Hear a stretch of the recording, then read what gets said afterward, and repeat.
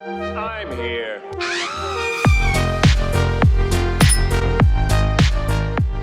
Hello and welcome to I've Seen Everything, where the name is ironic and the reactions are... Hi everyone, my name's Andrew, and today we have another special one. We have the cult movie. The biggest, most popular, longest running cult movie in the history of cult movies. I believe I am firm on that fact. Please correct me if there's a bigger one out there, but I think it is hard to find a bigger cult movie that defines what that term even means than the Rocky Horror Picture Show. A very strange movie, a very unique movie, based on the Rocky Horror Show, which was a stage show that started in London in 1973, and had Tim Curry in the original cast as Frank-N-Furter for that stage production. 2 years later, they made it into a movie. They had him come back to play the role. Richard O'Brien, playing Riff Raff in here, is the one who wrote the Rocky Horror Show and the Rocky Horror Picture Show. I don't know how much other original cast came back for the actual movie. That is a bit of trivia I'm unaware of. But this movie, this story, has endured, unlike anything else in the medium, multiple mediums. They're still performing the Rocky Horror Show on stage. They have hardly taken a year off since 1973, performing this show officially as an official run of the show somewhere. I would say that this is a genre-defining movie, but I would ask you to try to figure out what genre this movie belongs in. As I've heard it discussed, and as I agree, this movie is basically a tribute, an homage, and a parody, a satire also, of so many things in entertainment leading up to 1975, in entertainment and in the world.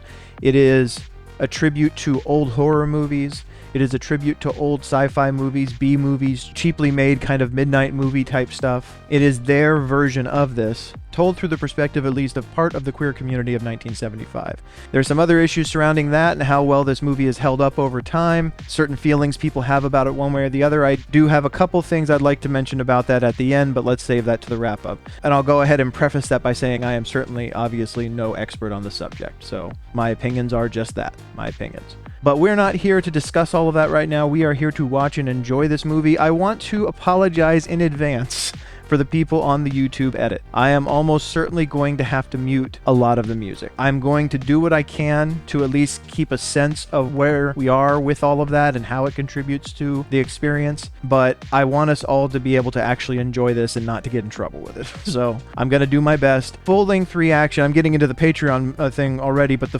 as part of that effort, the full-length reaction to this will be available on the Patreon. If you want to watch that along with the movie, with it, we can still watch it together, experience all the music, that kind of thing. There's other full-length movie reactions over there. There's exclusive television show reactions over there. There's all kinds of stuff.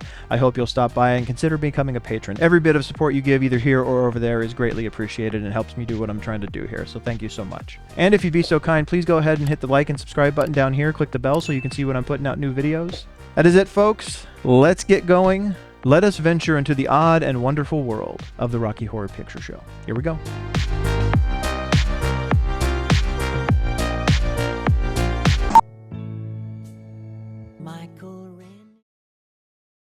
Yeah, this right here, I think, sets the tone. I think for anybody, a close-up like this right off is like making a statement of like, hey, let's make you uncomfortable. Or, you know, maybe for some people this is their thing.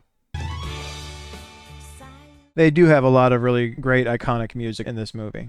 The parents and the grandparents, yes, all the close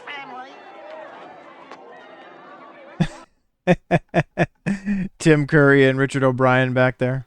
A priest and an American Gothic farmer, looks like. You and Betty have been almost inseparable since you met in Dr. Scott's Refresher. That was the only reason I showed up in the first place.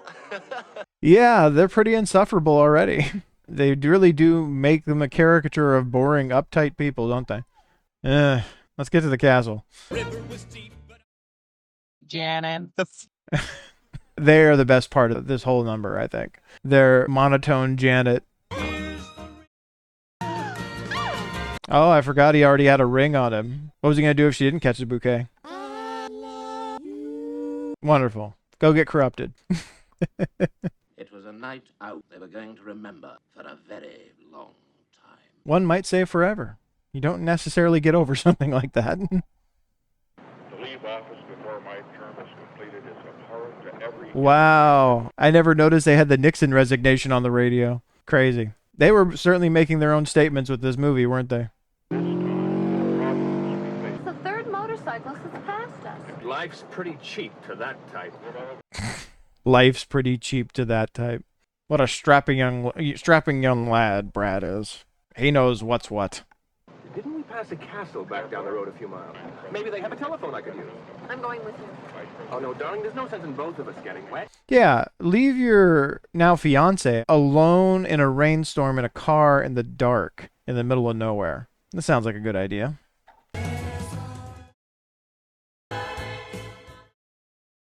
I remember I kept looking when I watched this movie the first time to see what it was they were trying to zoom in on. Life is cheap for that sort. Right, Brad?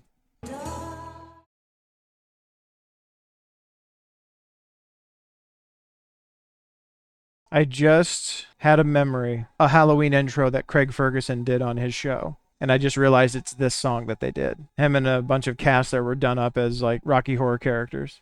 Brad, let's go back. I'm cold and I'm frightened. I mean, go back. You're just going to go sit in the car and do nothing? You kind of are out of options. Your phone we might use? You're all wet.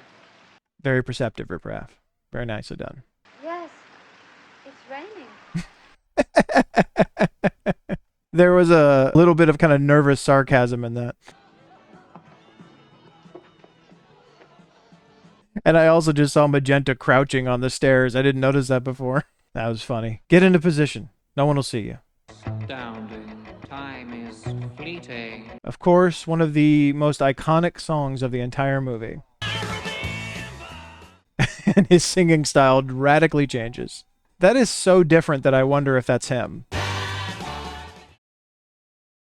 That is probably not what they expected to walk into there. It's just a jump to the left. With your hands on your hips. I like how the guy who is presenting the case evidence of this story is giving us step-by-step instructions how to do the dance. Your face out on sensation, like you're under sedation. This is such an interesting blend of genres and tones. Kind of sexy burlesque thing with a rock musical blended with horror and sci-fi.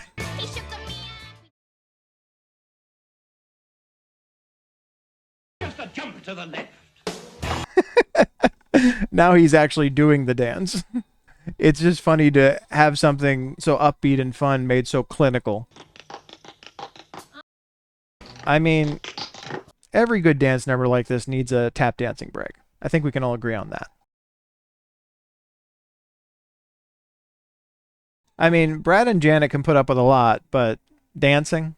Come on. And then collapsing on the floor? It's like we'll go sit in our car in the rain with no help. Do one of you guys know how to Madison? Nicely done, Brad. You always know what to say, Brad. That's what I think. Seems so unhealthy. I hear the beat. He's almost there. Butler, someone. Just a moment, Janet. I couldn't wear heels like that. I'd break my ankle. Points to Tim Curry. This is an incredible entrance. It just is. How'd you do, See you've met my faithful hand-in-hand. I won't do it anymore. Sometimes you just have to sit back and let the performance happen, you know? But by God, I'm one hell of a lover. I'm just a sweet transvestite. This is a moment that I feel was an awakening for some and a questioning moment for others. I just thought he's badass. I still do. We don't want to be any worry. Well, you got caught with a flat world. How about that? I was about to say, I wonder if Tim Curry did any other roles like this, but I don't think there are other roles like this. But man, did he create something here. I could show you my favorite obsession. I've been making a man. He's good for relieving my tension. He just owns this whole performance. It really kind of shows you how much somebody can just kind of bowl you over with their confidence. I see you shiver with anticipation. I don't know what it is. He just makes me happy in this role. Maybe the rain Is really to blame. So I'll remove the cause, but not the symptom. I love how both uncomfortable and excited he is making both of them. And neither of them are quite sure what to make of it. Thank you. Oh, yes, let's clean you up. We'll help. Oh, let us take your coat. You know, that'll be nice, yeah. Oh, well, we seem to be going a little further than the coat, don't we? Pull out the aces when the time's right. Pull out the aces? What are the aces, Brad? Are they in some of the clothes that they're taking off of you? You can get arrested for pulling out the aces, Brad. Better be careful with that. They'll make you feel less vulnerable.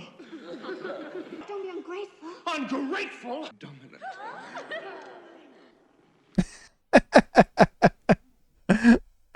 I love how the traditional gender roles are being put under the microscope. I think Brad needs a drink. Pour him some champagne. It was strange the way it happened. Suddenly, you hit a break. All the pieces seemed to fit into place. What I love about this is you can tell how many of these things were little improvs of Tim Curry's. Just even the thing with the glove. He was just such a compelling performer to watch. Spark! That is the breath of life. I have that knowledge. I hold the secret to life itself. This is either very close or verbatim the Frankenstein speech, I think. It's been a while since I've seen Frankenstein, but that was either exact or almost exact, I think. For tonight is the night that my beautiful creature is destined to be born. And I was also watching something recently about this. Even this image under the water with the bandages and stuff, I think they said was taken almost directly from Son of Frankenstein. Yeah. That is something different than I knew when I first saw this movie, is how much they repurposed as like a direct like tribute or in some ways parody existing kind of Universal era horror movies and things like that in sci-fi. And a lot of Hammer horror stuff too. It's all right, get it? Brad, you have no clue if it's all right. You have no clue what's happening. Lie to Janet right to her face. That's just a cool effect to start to see the skeleton through. I wonder if the rainbow colors were supposed to signify something there. I've never picked up on that before. Could be.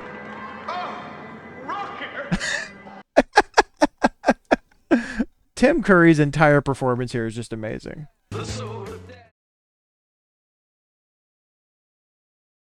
Rocky is pretty well spoken and talented in singing for having just been born. Yeah. There wasn't much involved in Rocky's costume, was there? It's like, it's going to be gold. We got that going. And you're going to have these shoes. And then, oh, what's this? A handkerchief? That's no way to behave on your first day out. Rocky can only speak when he's singing. Okay? Once the musical number is over, he can't really speak anymore. What do you think of him? I don't like men with too many muscles. I didn't make him for you. He's really concerned what people think of his creation. And then if they don't give him the feedback he wants, very bitter about it. Christmas. Or, well, that was dumb. Birthday. Makes more sense. They look like candy canes. Come on. Columbia has the ever important job of greasing up Rocky.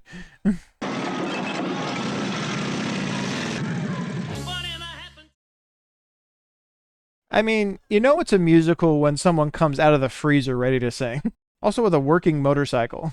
I'm pretty certain that Meatloaf had never been in a movie before this either. It was kind of a mutual thing. He got to kind of start a little bit of an acting career, and they got to have a well-known name in their movie. I'm talking more through the musical performances because I know that unfortunately I'm going to have to mute a lot of this. Once again, I do apologize.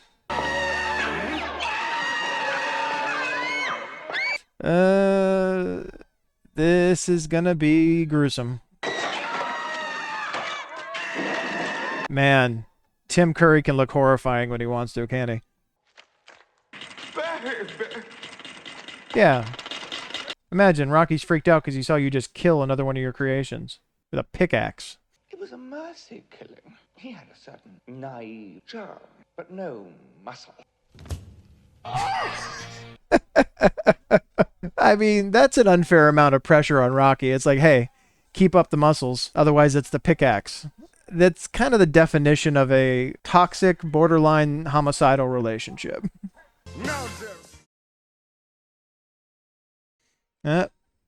Frank-N-Furter's back to his casual clothes. I believe the science portion of the evening has ended.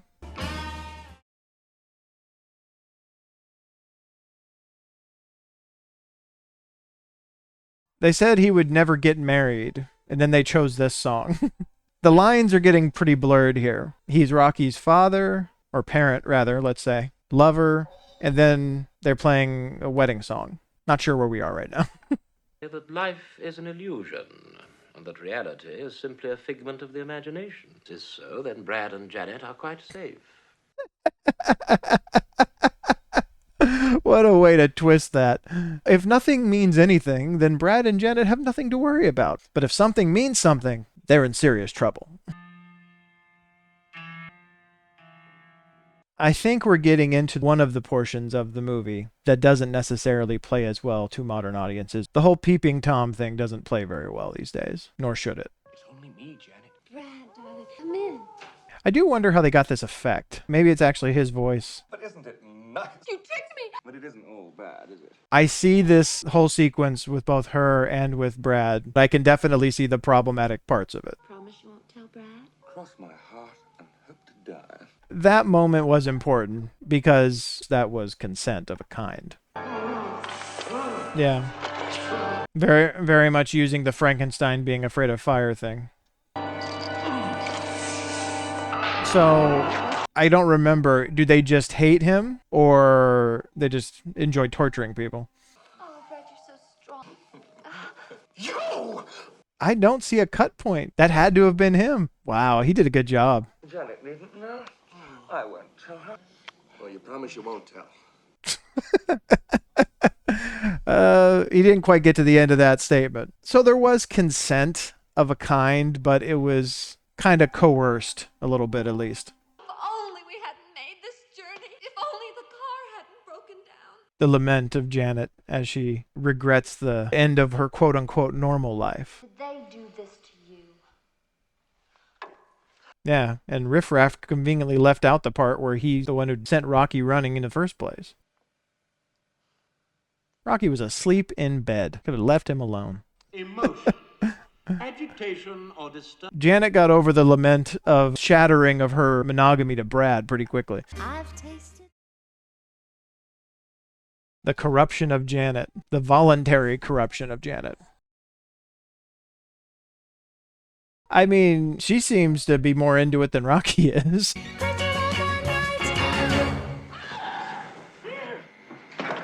So Janet has been with Frank-N-Furter and Rocky, and not Brad. I wonder if the engagement is off. I understood you were to be for. Watch it! I was only away for a minute.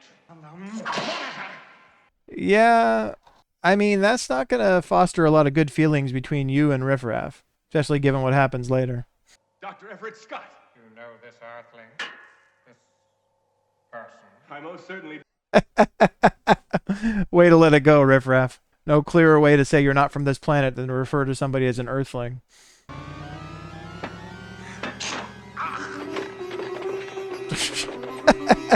I forgot about this part.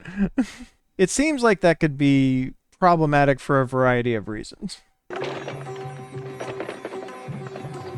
But hey, if there was ever a movie for which to suspend disbelief... I suppose there were problems if it crashed him right through a wall.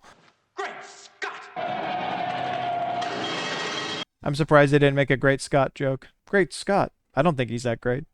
Brad, what are you doing here?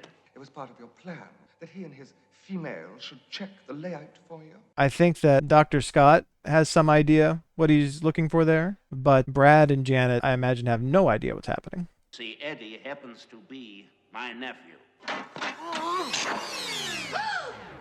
Okay, so I take back what I said before.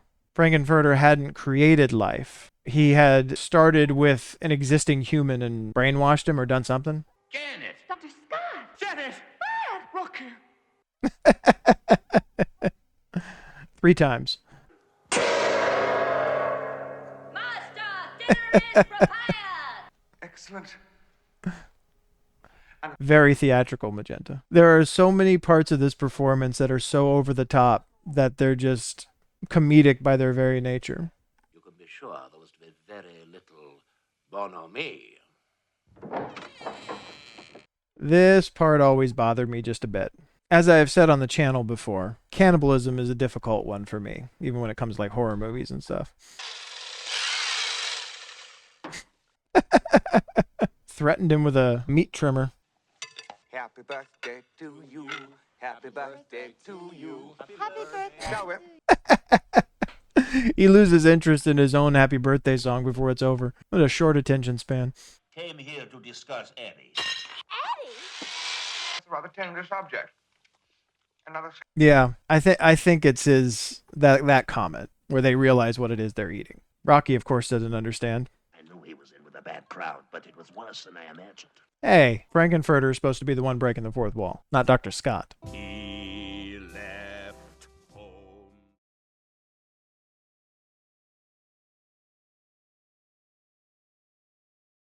He's getting the shoulder movements going, but I'm going to say that Dr. Scott's voice leaves a little bit to be desired. I mean, we've heard Tim Curry, and we've heard Susan Sarandon, and we've heard even Brad Majors above this. I mean, come on. Even Frank-N-Furter can't help but start dancing to the song. I feel the reveal coming. Rocky still doesn't get it. Doesn't understand what the problem is. Ooh, didn't remember that part. I didn't remember a sequence where Frank-N-Furter tried to kill Janet. Oh, okay. I remember the song now. Brad's taking the shortcut. Except for the fact it's incredibly slow.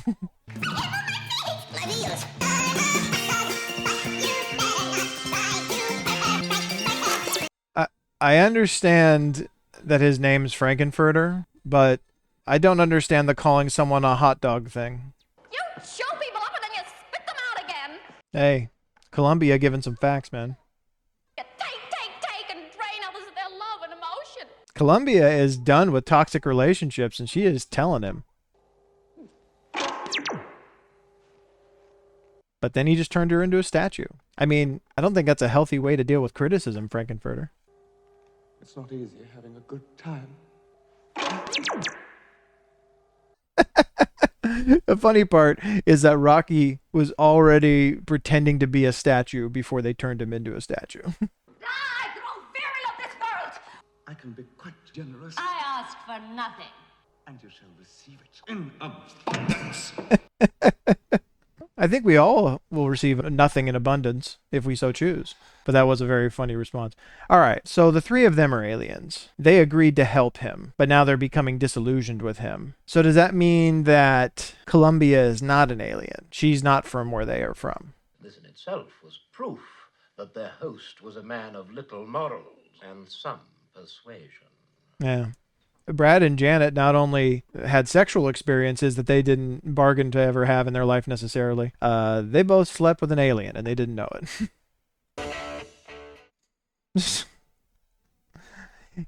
His ultimate plan is to have a stage production with all of them. I mean, I don't know where that falls on the spectrum of mad scientist plans or what the real purpose is, but hey, go for it. So I wonder if Columbia is someone that he brainwashed or something like that.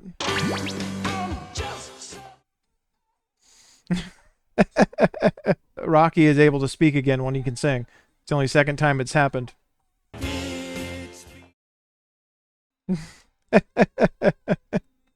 Brad's a little less graceful than Rocky and Columbia, especially walking in heels, which I guess that tracks. It seems like they're at a point now where all of their inhibitions have been taken away, especially Brad and Janet. Which I suppose is the point. How I started to cry. I think this is one of my favorite songs of the movie. 'Cause I wanted to be dressed just the same. Just because of his performance and the whole be it, don't dream it part. Oh! I mean, it does beg the question, where was the swimming pool when they were all dancing?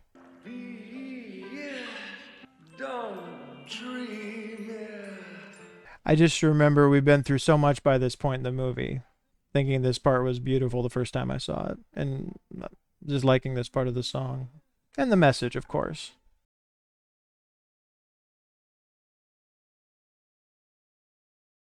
Speaks to something that a great many people struggle with emotionally in one way or another. I mean, looking past unorthodox pool activities they've chosen, but, you know, they're having fun. We've got to get out of this trap before this decadence saps our lips. They don't appear to want to get out of this trap anymore. This trap. Maybe society was the trap, and having such rigid ideas about who a person is, or who they should be.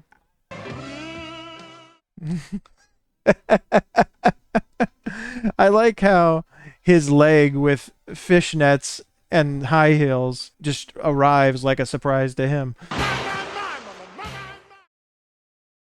Quite a tonal shift for the latter part of the song.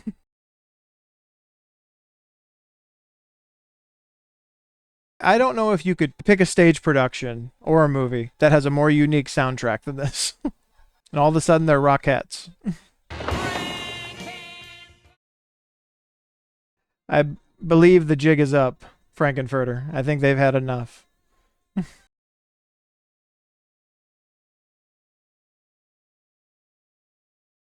I think the funny part is the idea that this was any kind of a military mission, that there's a commander and he's taken over and made you his prisoner. I can explain. Was all I had to say. I know they talked about it earlier, but I don't remember what the mission was supposed to be. I think it's fair to say that he probably went pretty far off of it. Maybe just studying human behavior of some kind on this planet.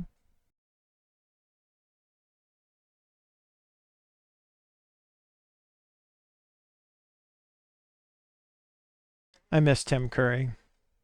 I know he's still with us, and it's just unfortunate what he's been through. I'm glad that they've tried to find ways to, especially when they did the remake of this, to include him in things. He played Dr. Scott, I think. But he is such a talented performer. I'm going home. Made me a little sad. Just had the thought that whenever that does happen, this will probably be the song. Sad thought to have. How sentimental. He imagined an entire audience for himself. You are to remain here, in spirit, anyway.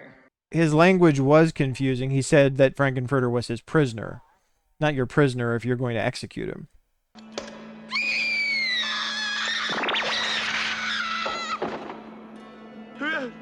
What did Columbia do? Yeah, quit acting like this is some kind of justice. I mean, I'm not defending Frank-N-Furter, but like, Columbia screamed and you shot her. I mean, look at what I'm trying to find reasonability. An alien shooting another alien with a laser. That's right. The lasers wouldn't harm Rocky, at least not at first. I don't know where Rocky thinks he's going. Frank-N-Furter's already dead, and he's crawling up to the top of the tower. No, I guess he shot him enough times. He never liked me. You did right. He just killed a bunch of people, and you're telling he did right. Neither Rocky nor Columbia did anything.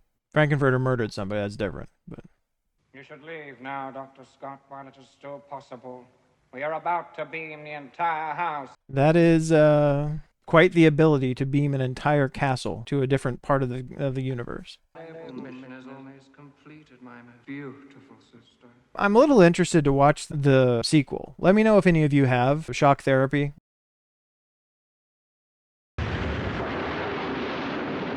That was an interesting effect. I could see that it wasn't actually the castle. They did like a shadow shape of it taking off. Lost in time, lost in space, and meaning.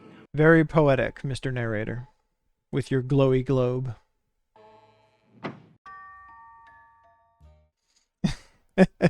That's an interesting transition into the credits. Anyway, let's go to the wrap-up. Well, there are few cinematic experiences quite like the Rocky Horror Picture Show.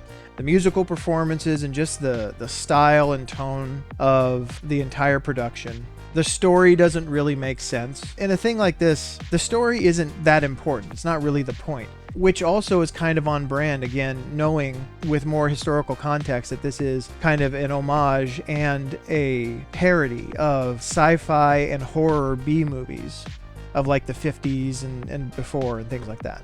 As far as this movie historically, I can see why through modern eyes there are some people who would say, well, that's not necessarily a great way to represent certain things when it comes to the queer community, when it comes to sexual orientation, gender identity, things like that. There are some outdated ideas, there are some outdated terms in this movie, and ways that representation could be problematic, and I understand that. I honestly kind of see it as a sign of progress. And again, this is just my opinion, so throw it away if it's not worth anything to you. I feel like it's kind of a sign of progress that something like this looks that way to younger people. Because it means that the world that this was created in, the world this was commenting on and responding to, that we at least no longer live in that world, and especially members of the queer community no longer live in that world. Now, that doesn't mean there's not still problems, very real things that need to be improved and more progress to be made, for sure. But it is something that seems kind of strangely hopeful when things that make a particular statement about where the world is on certain issues at a particular point no longer make sense in the future, because the world is not necessarily that way anymore, at least not in the same ways. This was obviously at a time, and there's many people who know this far better than I do, where people in the queer community were just demanding to be heard, demanding to be able to exist, let alone being able to exist openly or without harassment or without being put in danger, without unfair consequences if they were to live true to who they were. If you're living in a world that is basically, if you think about Brad and Janet and all that wedding party at the beginning, but Brad and Janet at the beginning, imagine an entire world of Brad and Janet's. And you are somebody who doesn't fit into that mold. And you are just desperate to be able to make a statement about, this is who I am and I'm proud of it and I'm not going to hide it. What I do know is that I know that it wasn't people making fun of people in the queer community who made this movie.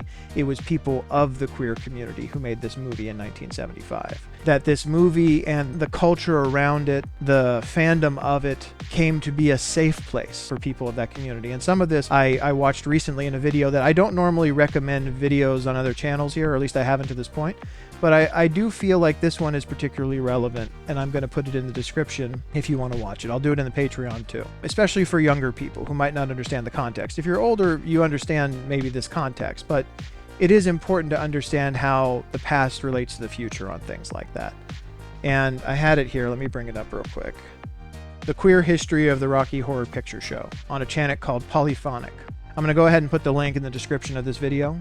It does a really good job, certainly not comprehensive, but at least a brief telling, like 15 minutes, of the creation of the Rocky Horror Show and this movie and what it meant to the queer community and the movement and all that kind of stuff, and even commenting on how that translates and connects to those efforts today.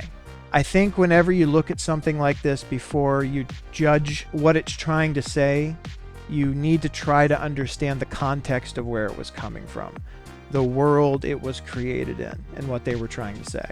And Rocky Horror Picture Show, or Rocky Horror Show, certainly wasn't alone in this regard. It was a very unique chapter in it as far as the creative works that came out during that time. But I mean, we're talking about time periods where there were all kinds of performance art and music and other films that were very strange and boundary pushing and making some kind of out there statements, but also some important statements. The kind of gender bending of the whole glam rock era and David Bowie and all this kind of stuff. All of this is kind of connected. At least that's how I see it. It's kind of connected to that. So I think it's an important piece in that regard. And I think it's a time capsule for a lot of what people were thinking and feeling during a certain time period within the queer community. But as far as the movie itself, even beyond that, even if you don't pay attention to any of that, it's just a fun movie with a lot of good music. And as long as you're not too uptight about, you know, them pushing kind of things with gender and sexual orientation and stuff, as long as you're a fairly open-minded person, you can have a good time. And I will say that was one of the more problematic parts about Frank-N-Furter. I mean, it was on brand for Frank-N-Furter, but there was consent in those scenes with Brad and Janet, but it did come after a decent amount of coercion. And like this whole kind of situation where they were trapped in this place doesn't speak to a lot of voluntary kind of things happening. But the waters are a bit murky when it comes to that. But beyond that, it's still a movie I enjoy. I've enjoyed it ever since I first watched it. Again, still haven't made it to an actual late night theater showing of this. I might do that at some point. Let me know if you've actually gone and seen this in the theater and seen all the people dressing up, and let me know if you've been a part of it. I'd be interested to hear it. That is all for us today. Thank you for being here with me to watch this. I hope for the YouTube edit it wasn't too bad. Again, before we get out of here, please be sure to go over and check out the Patreon. Again, the full-length reaction to this movie is already up over there. There's all kinds of other full-length movie reactions over there, exclusive full-length television show reactions, all kinds of stuff. I hope you go over and have a look and consider becoming a patron. I'd really appreciate it. And if you'd be so kind as to go ahead and hit the like and subscribe button here, click the bell so you can see when I'm putting out new videos. Thank you for being here watching this with me today. I really appreciate it. I enjoyed it, and I will see you on the next video. Take care.